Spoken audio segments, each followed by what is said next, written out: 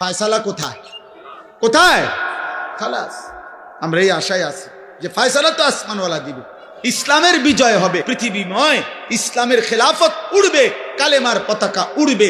খোদার কসম, আগামী দিনে আরেকবার কসম খোদার, নবী বলছে যদি ইসরাফিলের ফু দিতে আর একদিনও বাকি থাকে কিয়ামতের, তবুও মাহদী আসবে, দাজ্জাল বের হবে, যুদ্ধ হবে, ঈসা আলাইহিস সালাম আসমান থেকে নেমে আসবে, ইহুদিদের শেষ বেঈমানের পতন হবে, মৃত্যু হবে, আল্লাহর কালেমা, ঈমানের পতাকা, ইসলামের খেলাফা সারা পৃথিবীময় আরেকবার প্রতিষ্ঠিত হবে। খোদার কসম, এটা আখিরি নবীর ফয়সালা।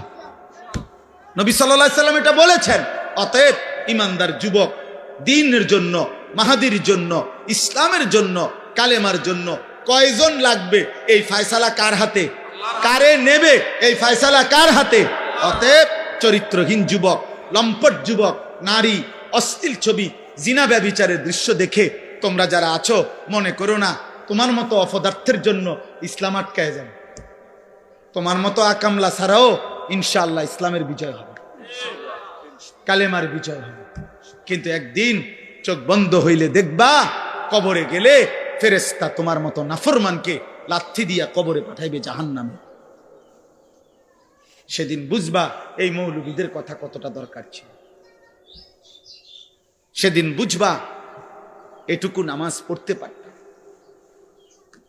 সেদিন বুঝবা আল্লাহরে ডাকতে পারতা ইচ্ছা করলে, শরীর স্বাস্থ্য সবই ছিল, কিন্তু নাফরমানি করলে।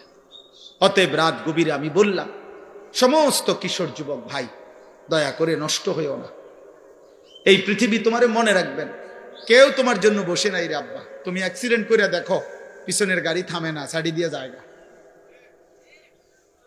কত সিএনজি প্রতিদিন অ্যাক্সিডেন্ট হয় না, কত গাড়ি, কত মানুষের লাশ পড়ে থাকে, কত মানুষ আহত হয়ে পড়ে থাকে। হয়তো 5 মিনিট জ্যাম বাজে, 10 মিনিট জ্যাম বাজে, এরপরে আস্তে আস্তে ছাড়ি দিয়া সবাই চলে যায়। স্বার্থপর এই দুনিয়া, কেউ থামে না। ধোকা ধোকা।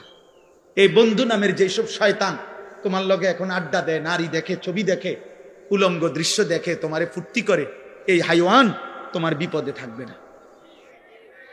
তুমি পাওটা ভাঙ্গা দেখো, আর ওরে কও বন্ধু তোর পাওটাও তুই ভাঙ, সে জীবনও না, বলবে ভালো থাকিস, আচ্ছা যাই। এই জন্য চরিত্রহীনের খপ্পরে পড়ো। আমি বললাম চরিত্রহীনের খপ্পরে পড়ো।